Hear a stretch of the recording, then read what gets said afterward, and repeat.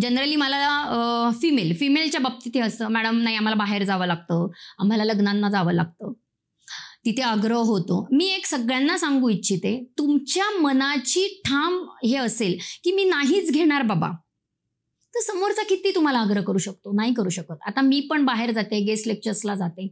Generally आता corporate कंपन्यांमध्ये पण माझे गेस्ट लेक्चर्स असतात. त्यांना माहिती आहे मॅम नाही घेते, माझ्या समोर कितीही काही येऊ देत. इथे सगळ्यात अवघड गोष्ट, अवघड पण नाही म्हणता येणार, ही एक सवय, आणि सवय सुटण्यासाठी फार तर 8 ते 10 दिवस खूप आहेत. त्याच्यामध्ये एक चहा मी बघितलंय आता माझ्या प्रॅक्टिसमध्ये, चहा कॉफी एक टाइमपास म्हणून घेतला, चहाचा कप पिला. नका करू असं. तुम्ही तिथे इन्सुलिन सिक्रिशन वारंवार करतात, विनाकारण कॅलरीज इंटेक करतात, आणि सगळ्यांना माहिती आहे की शुगर इज स्वीट पॉयझन आहे.